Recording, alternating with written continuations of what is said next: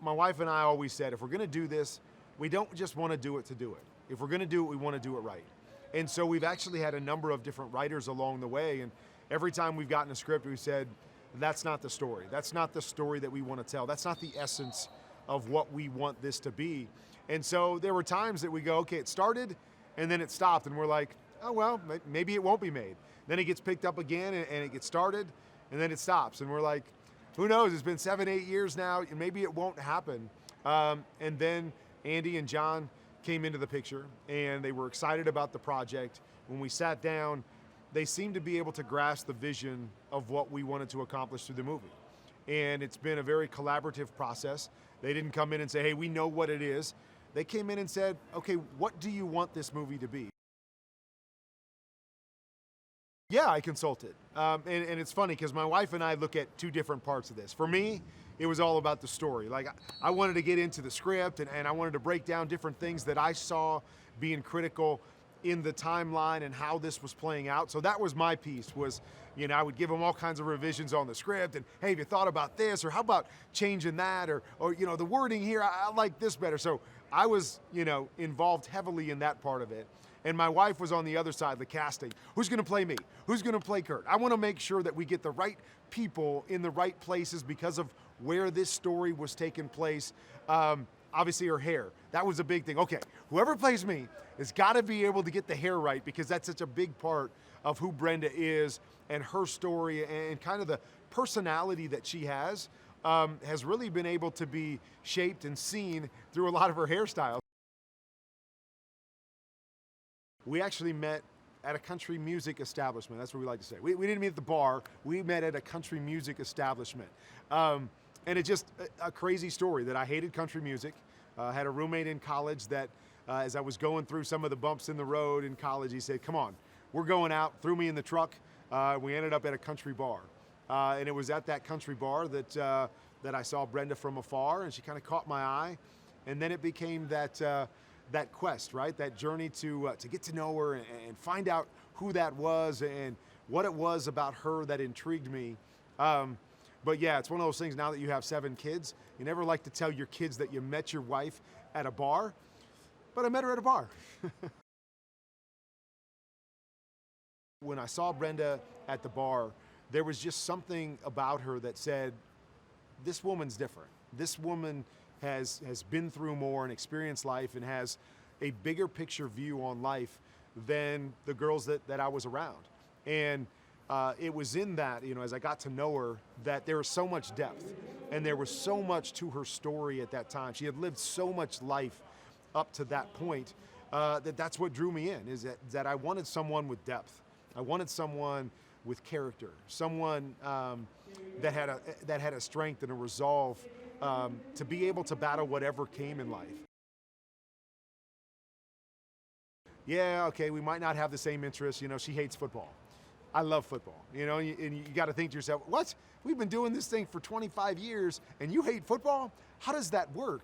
But it's a tremendous balancing act, that it's nice to be able to come home from a big game or a game where you threw 5 interceptions and your wife be able to take you to a different place, because I don't care about all that. I don't care that you threw 5 interceptions. Come on, you're Kurt, you're my husband, and she has the ability to take me away to places that I probably wouldn't go on my own. And I just feel that's what life is all about, is that there's nobody I would rather have done life with than Brenda. It is a family movie, and that's one of the coolest parts, is that I know there's probably a lot of people out there that understand we have a son that was injured at an early age and went through a lot of challenges. But I don't think people understand the depth of family and the part that played in this story. Our kids, and specifically Brenda's 2 kids from a previous marriage that I ended up adopting. The connection between me and the kids, the connection between Brenda and the kids, the connection of the 4 of us together is extremely unique. When I was trying to find my way back into the NFL, I got a number of calls from people in arena football asking me to play. And all I knew about arena football is that they played it at like 2:15 in the morning, on ESPN 27. Nobody ever saw it. Nobody knew what it was. And I remember telling everybody, like, no, I'm going to pass. You know, in my mind, I'm like, I am so much better than arena football. There's no way I'm ever going to play arena football. I'm going to find my way to the NFL because I am at that level. And then I find myself working for $5.50 an hour, night stocking at a grocery store, and I'm sitting here going, really? Okay, am I that much better than arena football while I'm sitting here working nights? And so I remember coming to my first tryout and just thinking to myself, I do not know what I've gotten myself into here. You know, you're getting paid for throwing touchdown passes, and you know, you're living in an apartment that had been flooded with furniture that's mismatched, and you're just saying, what am I doing here?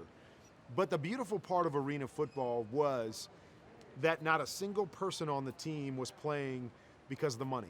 Not a single person on the team was playing because it was going to make them famous. So all the pressure fell on the quarterback because you were expected to throw a touchdown, to score a touchdown every time you touch the ball. But for a quarterback, where else would you rather be? Yeah, there's pressure in that, but there's so much beauty in that because, again, in your backyard, it was all about, okay, who can stop each other first? And so it was a tremendous training ground for me to go, okay, you need to score every single time. The pressure's on you to score a touchdown every time you drop back. Every time you touch the football, you're supposed to complete the football. And so, you know, I pushed forward to when I went to the Rams and played with the greatest show on turf. And everybody's looking at us going, oh my gosh, this is the most explosive offense we've ever seen. This is incredible. You guys are scoring 35 points a game. And people would ask me, like, how is this possible? And I would look back at them going, are you kidding me? We punt 3 times a game. I can't believe it. This sucks. We need to score more points because my mentality was score every time you touch the football. So when I finally found out I made it with the Rams, I think there was 2 emotions. The first emotion was excitement. Like, oh my gosh, after all this time, I finally made it. That my dreams come true simply from the standpoint that I'm going to get a chance at this level, something that I've been shooting and fighting for so long. And then I think the other emotion was kind of a breath of fresh, like, is the first time that I could breathe, because everything up to that point was, okay, wait for the opportunity, wait for the opportunity, wait for the opportunity. And finally, you could kind of take a step back and take a deep breath and go, okay, now it's all just about playing football. It's no longer about having to overcome this and have to fight through that and having to work every day just in hopes that there would be an opportunity. Now there was the opportunity, and now I felt like I could just take a deep breath, and now it was simply about, can you play football or can't you?